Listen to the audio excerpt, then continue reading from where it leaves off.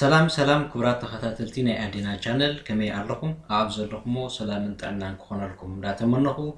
نلوم معاتخا قرب فلي بزباله كافتي ناي قانقا تمرت مالتيو فلي بزباله اغداسي زولكو ارستي حيزه مصي زلكو سوا كمزا قديمكم تريو زلكم زعبا ناي شتويا كلاسن يو مالتيو اجي منالبات نتوم بزحات نزا channel كاتاتلوا زيكو زلو سبات نكبصحم شير بمبال ولا ناي بريفات مسج بمسدادن نبصحالهم مالتيو سلازي معناتو اغداسي نخلاتنا اب جرمن نبر سبات نسرح نكون زي نسرح اغداسي معناتو توم زي نسرح نحج غلينايو توم زي نسرح خاو الا حديرنا سل نسرح مالتيو سلازي كلاتنا فوتو اغداسي سلازو خوني حزيا مصي زلخو نايلوم على البروغرامي بالمالتيو اشتويا كلاسن مجمرتا غدوش كبله ولا بتغرينيو نابز غير يلخو اشتويا كلاس انتاي مالتي ما جمرتا دي اشتويا كلاس بشتين تديهوها دي اشتورليش ابسوغا باي نيشت زلبشتين ديغا اربايت بلنابلو تاي مالتي زي ايتي ابتحت صحيفه يلو بتغرينيا درجاتات ناي قرص نحاده تقوچيرو زسرح سب كاب دوموزو كندي زاكل قرص كم زخفل يحبر مالت انتاي نسو اشتويا كلاس حجي ابزو نمن يزملكوتو نحاده تقوچيرو سر بزعبا تقوچيرو سرح سبيناس زلبشتين ديك زي كونه مالت وي نغزا رؤسو سرح زي كل سب ينا نزارب زلنا مالت قصلي زي is somit for jeden Arbeitnehmer relevant der Steuern zahlt جتاي مالتي زخان نفس وكف سرحتنيا سب يزملكتنتي قرص زخفل تايماتي زحجي كلاتنا عبز عادي نسرح سبات قدنتنا قرصنا سلازي نفس وقف اب تحت سب سوقوتيرو يسرح وي اب زخونه فابريكاتات تسرح سب وي دومستنيا زخونه سب ملكوتو مالتي دي لون شتوى كلاس ريبليرت دين لون شتوى ابسوك دين سوليداريتيت سوشلاك und die Kirchen شتوى فالس دي شتوى سالا سو اينا كيفيه جيهورت مالتي زي اذا ناي لون شتوى كلاس نبلا زلنا انتي معنا وي بزعبا انتي نسا وي انتي تحبرنا معنا وي انتي يوت كلاس السوز تزقبر تاي زحبر نحنا معرخندي ناي لون شتوى ابسو وي كام معرخندي نحنا نتين دوموز وهابنا قرص نقفلو كندي بزح قرصنا نقفلو تحبرنا مالتي ابيناي درجه كلاس وي كابيناي كلاس سلازلنا وي انت لينا كندي نخفل تحبرنا مالتي لون شتوى ابسوت مالت وي كان لون شتوى مالتي مالتي نايتي تخفولو دوموز نعو قرص تخفلو مالتي بزي كل غزي اب جيرمن كومي مالتي اسخت خفلت ليها سلا تخفل زلا قرص تخفل اذا انت يبال لون شتوى بحال مالتي سوليداريتيت سوشلاك زبال دمانتايو ابز هاجر جيرمن نتن تداخيمن زنبرا زوباتات محقاس تبايلو بتيسعن حاجن عامه مهرت جمري مالتي سلازي نحن محقاس تبايل زخفل قرص مالتي توساخنت يالنا كريشيان اشتوى ناي كريشيان اشتوى تاي مالت ناي بيت كريستيان قرص تخفل مالتي زي حجي منالبات انت بلنا الله ولا ابزي بدوش فالس دي اشتوى سهلو سو اينا كريشيا جيهورت تاي مالتيو انت دا اتسب وي تسرح زولو سب اب حد جروب وي حد محبر ناي بيت كريستيان تدا الله كوينو مالتيو اجي كم كنيشا وي كاثوليك يزوم ايفانكاليش مالتي كوم تخونكا تخفل مالت ايو حجي بزح حلو زغفل كم بعل فرزي شورنالو رنت فرزي شورنالو ناي اربايت لوز فرزي شورنز بالالو ناي ترانكن كاسه تخفل يخا ازيتات الو بحفش جن السوم حجي بتشتوى كلاسن اي مركوسن يوم مالتي جي ساكلتش احنا من الدوموس كانت دا كوينو بزي قدس ابينا اشتوى كلاس لغا ازيوم كلهم صراحه كلهم حدا عينت جنزب ويخا تخفل مالتي توم زفلاليو ابشتوى كلاس انيس سواي دراي بمخان كزفلاليو زوم ابزي اغيرنا يوم زلنا تراحيوم مالتي لازينا ابزي نعوم حيزنا نمص ويكا نعوم بوم نزارب زلنا مالتي سلازي نافتم كلاس كاتوي نافتم شتوى كلاس نبلوم ويكاتي درجاتات قرص نبلوم كاتوي مالتي حفشاوي اب هاجر جيرمن شدشته عينت ويكا شدشته درجاتات ناي قرص اكفافلا الله مالتي سلازي انتايوم نصم نحناخ ابي ناي شتوى كلاس وي ابي ناي درجه نكون يقبانا كنفلت ينا حجلو متنا زلنا مالتي مجمرتا اشتوى كلاس اينس علنا مالت اشتوى كلاس اينس نمن يزملكت مجمرتا ليدي مستقو ليديك تاي مالتي منالبات ليدي يبللخو وي ليديك اللي كنون بون خلينا تصقم يبلون كل نسيو زي تمرعوه وي زي تمرعوت مالتي ليديك انت دا كون كان اسخا زي تمرعوا مالتي زي تمرعوا سب ابشتوى كلاسه اينس كخون يقبؤو مالتي ويدما فرفيت ማለት ታይ ማለት እዩ ሓደ ሰብ መጻምዱ ምስትሞቶ ወይ መጻምዳ ምስሞታ እንታይ ትበሃል ኣብዛ ዓዲ ፈርቪት ትበሃል ማለት እዩ ከምዚ ምስትኾን ከዓ ኣብ ምንታያ ኣብ ሽተወያ ክላሰ ኣይንስ ትኸውን ማለት እዩ ወይ ድማ ጌትረንት ወይ ከዓ ጌሺደን ታይ ማለት ጌትረንት ተፈላለየኻ ትነብር ተዳቂንካ ከምዚ ሕጂ ምርዑ ነርካ ስተላ ተፈላለየኻ ማለት እዩ ወይ ከዓ ጌሺደን kan እንታይ ማለት እዩ መፍታሕ ተራ ተፋቲሕኻ ድማ እንታይ ትኾን ኣለኻ ማለት እዩ ኣብ ሽተወያ ክላሰ ኣይንስ ትምለስ ኣለኻ ማለት እዩ ወይ ከዓ ጌትረንት በበይንኻ ተራ ትነብር ኣለኻ ኮንካ ማለት እዩ እሱ ሕጂ ዘይተፋትሑ ክንሶም በበይንናቶም ሂወት ዝነብሩ ማለት እዩ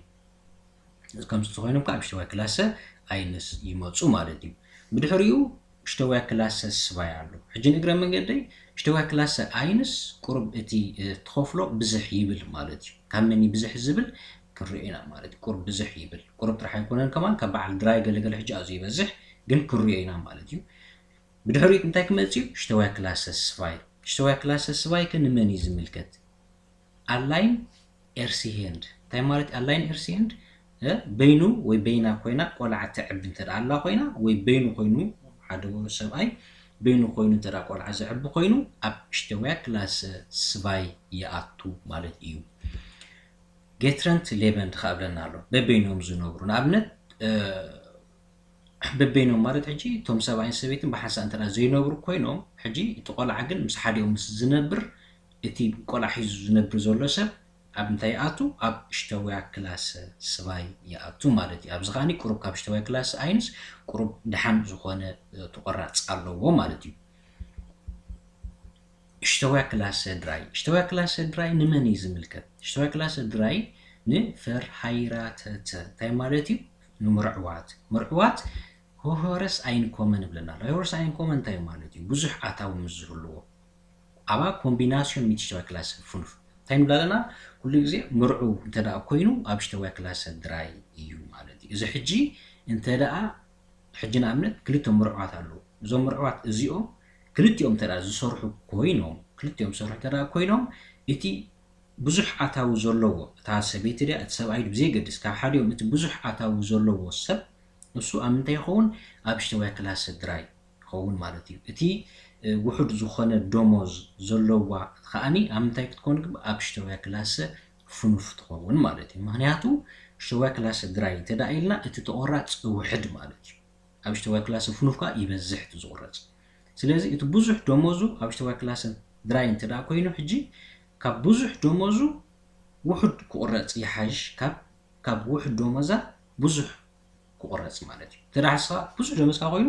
ብዙሕ ተቆሪፅካ ትህስእ ኢኻ እታ ፋሚሊ ማለት እዩ እንተዳ ንስኻ ውሕድ ደሞዛ ካብታ ውሕድ ደሞዛ ብዙሕ ተቆሪፅዋ ግን ብዙሕ ሓሳይ ኣይኮነን ማለት እዩ ስለዚ እዚ ከዓኒ ሽተወያ ክላሰ ድራይ ኤንድ ፉኑፍ ክትከውን ከዓ ባዕልኻ ኢኻ ትውስኖ ማለት እዩ ኣብዚኣ ክንርዳኣ ዘለና ኩሉ ግዜ ሽተወያ ክላሰ ፍያ ከዓ ኣሎ እዚ ሕጂ ወላ እዚ ናይ ምርዕዋት እዩ ሕጂ እንታይ ይብለና ኣሎ ኩሉ ግዜ እንተዳ ንሕና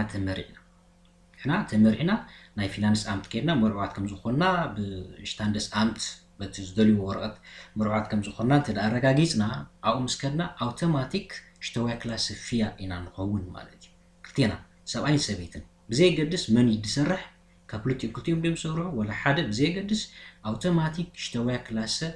ፍያ ኢኻ ትኸውን ማለት እዩ ምርዑ እንተዳ ኮይንካ ሕጂ ሽተወያ ክላሰ ፍያ ማለት ከዓኒ ምርዑ ከም ዝኾንካ ኢላ እዩ ዝሕብር እምበር እቲ ዝቁረፅ ልክዕ ከም ሽተወያ ክላሰ ኣይንስ እዩ ማለት እዩ ወላ ሓንቲ ዝፈሊ ነገር የብሉን ስለዚ ክንፈልጦ ይግባአና እዩ ማለት እዩ ምርዕዋት ኮይና ስቕ ክንብል የብልና ኩሉ ግዜ ሽተወያ ክላሰ ፍያ እንተዳ ኮይና ክልቴና ብማዕረ ንሰርሕ ከም ዘለና እዩ ዝረአ ንኣብነት ሽተወያ ክላሰ ፍያ እንታይ ብለና ኣሎ እዚ ፈርሃይራተተ ባይደ ኣይንኮመን ግላሽ ሆኽ እንታይ ማለት እዩ ሰብ ሓዳር ኮይኖም ሓደ ዓይነት ኣታዊ ምስ ዘለዎ ብለና ኣሎ ማለት እዩ ስለዚ ሓደ ዓይነት ኣታዊ እንተዳ ኣለካ የዋፃእካ እዩ ኣብ ሽተወያ ክላሰ ፍያ ክትከውን ምክንያቱ ክልቲኡ ከም ኣይንስ ክልክዕ ከም ኣይንስ እዩ ክልቲኻስ ነናትካ ደሞዝ ማዕረ ኣለካ ፅቡቕ ትኸይድ ትኽእል ኢኻ ማለት እዩ እንተደኣ ምናልባት ሰበይቲ ቆልዑ ትዕቢ ኮይና ደይ ትሰርሕ ኮይና ወይ ድማ ውሑድ ሚኒ ጆብ ትሰርሕ እንተዳ ኮይና ወይ እውን እስኻ ምናልባት ናይ ደረጃ ትምህርትካ ድሓን ስለ ዝኾንካ ፅቡቅ ክፍል ተደኣ ኮንካ ሰበይትካ ግን ቁርብ ትሕት ዝበለ ዶመዝ ተደኣ ትኽፈል ኮይና እንታይ ዝምረፅ እስኻ ፅቡቅ ዶመዝ ተሊክ ዘለካ ሰብ ኣብ ሽተዋይ ክላስ ድራይ ግበሩኒ ትብሎም እቲ ድሓን ወይ ከዓ ትሕት ዝበለ ዶመዝ ዘለዎ ከዓኒ ኣብ ሽተዋይ ክላስ ፍኑፍ ግበሩኒ ኢልካ ትኸይድ ማለት እዩ ሕጂ ከምዚ ዘዋፅኣካ ሕጂ ብኸመይ ናብ ብዙሕ ውሕድ ኢልና ንፈልዮ ዝብል ሕቶ እውን ክመፅእ እዩ ማለት እዩ ሕጂ ኩሉ ግዜ እንታይ ኣሎ ሓፈሻዊ ማለት እዩ ናይ ክልቴኻ ናይ ሰብኣይን ሰበይትን ተደሚሩ እቲ ደለካ ኣታዊ ናይታ ገዛ ኣታዊ ተደሚሩ ካብቲ ድምር ልዕሊ 60 ሚእታዊት ናይ ሓደ ካብኦም ዝሽፍኖ እንተደኣ ኮይኑ ማለት ተደሚሩስ 60 ሚእታዊት ልዕሊኡን ካብቲ ድምር ተደኣ ዝበዝሕ ኮይኑ ናይ ሓደ እዮም ንኣብነት ናይቲ ሰብኣይ ንበል ናይቲ ሰብኣይ ደሞዝ ካብቲ ድምር ልዕሊ 60 ሚእታዊት እቲ እሱ ዘበርክቶ እንተደኣ ኮይኑ እንታይ የዋፅኣካ እቲ ሰብኣይ ኣብ ሽተዋይ ክላስ ድራይ ክኸውን እታ ሰበይቲ ከዓኒ ኣብ ሽተዋይ ክላስ ፍኑፍ ክትከውን ይበልፅ ማለት እዩ ልዕሊ 60 ሚእታዊት ድምር ናይ ክልቴኻ ተኮይኑ ማለት እዩ ንኣብነት ብቕልል ዝበለ ክንርኢና ናይ ክልቴኻ ኣታዊ ከም ኣብነት ማለት እዩ ናይ ክልቴኻ ኣታዊ 3000 ንበል ናይ ክልቴኻ ተደሚሩ 3000 ንበል ሕጂ 60 ሚእታዊት ናይ 3000 ክንደይ ሕጂ 60 ሚእታዊት ኩሉ ግዜ ሚእታዊት ክንረክብ 60 ዝተመቕሎ ን100 ንበሮ ዝረብሖ በቲ ኣታዊ 3000 ኢልና ኣለና ማለት እዩ ስለዚ 60 በዚ እንተ ኣርቢዕናዮ እቲ 20 ብ20 ክጠፍዩ 3000 ነረ 30 ክኸውን እዩ ማለት እዩ ተረዲኹምኒ 60 ዝረብሖ 30 ክንደይ ክኸውን ይሽዑ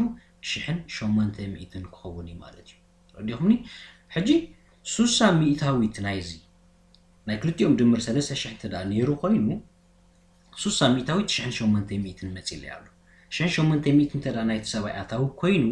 ናይታ ሰበይታ ክንደይ ኮይኑ ኣሎ ማለት እዩ 1200 ስለዚ ናይቲ ሰብኣይ 1800 ኣታዊ ሕጂ ካብ 1800 ኣታዊ ንላዕሊ ተደኣ ኮይኑ ናይታ ሰበይቲ ድማ ካብ 1200 ኣታዊ ንታሕቲ ተደኣ ኮይኑ ኣታዊኣ ኣብ ምንታይ ይምረፅ እቲ ሰብኣይ ሽተዋይ ክላስ ድራይ ክኸውን እታ ሰበይቲ ድማ ሽተዋይ ክላስ ፍኑፍ ክትከውን ይምረፅ ማለት እዩ በንጻሩ እንተ ደኣኒ ንኣብነት እታ ሰበይቲ ትሕቲ 60 ሚእታዊት ተደኣ ኮይኑ ናቱ ኣታዊ ንኣብነት እሱ 600 ይኽፈል ንሳኻ 1400 ትኽፈል ተደሚር 3000 ኮን ኣሎ ማለት እዩ ከምዚ ተደኣ ኮይኑ እንታይ ትርጉም የብሉን ክልቴኻ ኣብ ሽተዋይ ክላስ ፍያ ክትከውን ትመርፅ ማለት ስለዚ እታ 60 ሚእታዊት ንብላ ዘለና እሱ ንርኣዮ ማለት እዩ በዚ ከዓኒ ክንውስን ንኽእል ኣበይ ናይ መን ኣብ ፍኑፍ ክኾን ዘለዎ መን ኣብ ድራይ ክኾን ዘለዎ ንሪኦ ማለት እዩ ካልኣይ እንታይ ኣሎ ናይ ተደኣ ተመሪዕካ ኮንካ ንእግረ መንገዲ ማለት እዩ ፅቡቕ ነገር ዝገብሮ ምርዑ ተደኣ ኮንካ ምናልባት እታ ሰበይትካ ዘይትሰርሕ ትኸውን ኣብ ገዛ ትውዕል ወይ ከዓ ቆልዑ ትዕብላ ንበል ንሳ ከዓኒ ትሰርሕ ኣለካ ኣታዊኻ ፅቡቕ ኣታዊ ኣለካ ገዛ ክራይካት ኩሉ ነገራት ካብ ጆብ ሰንተር ዘይትፅበ ሓገዝ ዘይትፅበ ትኸውን ማለት እዩ ተደኣ ዘይተመራዕካ ኮንካ ማለት በዚ ናይዛ ዓዲ ዘይተመራዕካ ዞም ዓዲ ከም ምርዑ ዘይፈቱካ እንተደኣ ኮይኖም እንታይ ፀገም ኣሎ እቲ ናይ ክራንከን ፈርዚሸሩ መን ይክኸፍሎ እስኻ ኢኻ ናይታ ሰበይትካ እውን ግድን ክትከፍሎ እንተደኣ ዘይተመራዕካ ኮንካ እየ ዝብል ዘሎ ማለት እዩ እንተደኣ ተመሪዕካ ኮንካ ግን እስኻ እንተደኣ ትሰርሕ ኣለካ ኮንካ ዝኾነ ይኹን ኣውቶማቲክ ሰበይትካን ደቅኻን ምሳኻ እዮም ፈርዚሸርት ማለት እዩ ምሳኻ እቲ ስኻ ትኸፍሎ ፈርዚሸሩም ብኡ እዮም ፈርዚሸርት ዝኾኑ ማለት እዩ እንተደኣ ምርዑ ኮንካ ብምርዑ ዞም ዓዲ ዝፈቱካ ኮይኖም ማለት እዩ በንጻሩ ኮንካ ከም ዝብለካ ዘለኹ ከም ፕሪቫት ፈርዚሸርት ከም ዝኾነት ባዕልኻ ክሳብ 200 ከከም ደረጃ ወይ ከዓ ከከም ዓይነት ክራንክን ፈርዚሸሩም ክኾን ይኽእል እዩ ግን ክሳብ 200 ወርሓዊ ናቴልካ ትሕዞ ኣለካ ማለት እዩ ስለዚ እቲ ብልጫ ናይቲ ምርዑ ምዃን ማለት እዩ ስለዚ ዝኾነ ሕቶ ተልኩም ክፅሑፍልና ትኽእሉ ኢኹም ብዛዕባ እዚ ጉዳይ እዚ ማለት እዩ ስለዚ ሽተዋይ ክላስ ፍያ እውን ሕቡስ ኣቢለ ገይርያ ፀኒሐ ብዙሕ ንዓኣ ምድጋም ኣየድልያን እዩ ብድሕሪኡ ሽተዋይ ክላስ ፍኑፍ ክመፅእ እየ ሽተዋይ ክላስ ፍኑፍ እውን ኣብቲ ናይ ድራይ ገሊፀያ እየ ፍኑፍ እውን ልክዕ ናይ ፈርሃይራት እቲ ኮይኑ ገሪንገረስ ኣይንኮመን ትሕት ዝበለ ደሞ ዘለዎ ኣብ ፍኑፍ ክኸውን ንምረፅ ማለት እዩ ኮምቢናስዮን ሚት ሽተዋይ ክላስ ድራይ ልክዕ ድራይን ፍኑፍን ኣብኡ ተሓሓዛየን ኣቐዲመ ስለ ዝገለፅኮ ብዙሕ ምድጋም እውን ኣየድልን ማለት እዩ ብድሕሪኡ ናይ መወዳእታ እንታይ ኣለና ሽተዋይ ክላስ ዜክስ ዝበሃል ኣሎ ሽተዋይ ክላስ ዜክስ ከንታይ እዩ ስቫይ und Nebenjob ካልኣይ ስራሕ كلاي سرح مزهلوكا توسخ السرح كاتسخا حدا سرحتو تسرح لها قال توسخ السرح انت دالك خوين اون ابهينجش فوم فاميلي نشتاد بزي قدس تعال كنتات وي مرعو ديخا سينجل ديخا بزي قدس سخات توسخي سرح دالك خوين السرح لها لعل 4 يورو نورح تخفل ترى كينكا اشتوى كلاس زيكس يخون مالتي حجي تحدا مالتي تحدا بزي قدس اينس ديخا سباي ديخا دراي ديخا الو كمناتكا فاميلي شتان مرعودها قلقله كنت خلص صراحنا مالتي التحاد توسخ دماني التحاد توسخ صراحه خدمه ابشتوي كلاس زيكس يعرفوا مالتي زيكس قرب طعم بزح زغونه تقرات زلو كلاس مالتي ስለዚህ እዚ እኔ ነርና ኢሎም ማዓልቲ ዝበልኩን ሓፈሻዊ መብሪታት ብዛዕባ ናይ ሽተወያ ክላስ ምናልባት ዝኾነ ሕቶታት ተልይኩም ክትፅሑፍልና ትኽእሉ ኮመንት ወላ ፕሪቫት እውን ክትረኽቡና ትኽእሉ ኢኹም ፀገም ዘለዎ ኣይኮነን ቀፂለውን ምናልባት ትናትና ዶመዝና ብሩቶን ኒውቶን ክንደይ ከም ተኸፊልናስ ክንደይ ክመፀና ከም ዝኽእል እትሕብረና ኣፕሊኬሽን እውን ኣላ ኣብ ሞባይል ብሞባይል መልክዕ ከርእየኩም እየ ናብኣ ከብለኩም እየ ንናይ ብሩቶን ንናይ ኔቶ ኣታዊ ናትና ትሕብረና ከም ተቐዲሙ ዝበልኩኹም እትሕብረና ኣፕሊኬሽን ኣብ ሞባይልና ክነውርዳ ንኽእልና ማለት እዩ ስለዚ ዝኾነ ንሕና ወርሓዊ ንኽፈሎ ብሩቶ እንተዳ ንፈልጦ ኮይና ብሩቶ ማለት ሕጂ ኩሉ እቲ ገንዘብ ብኩሉ ወይ ከዓ እቲ ሽተውያ ወይ ቀረፅ ከይተኸፍለ እቲ ናይ ክራንክን ፈርዝሸሩን ኩሉ እቲ ዝኸፍሎ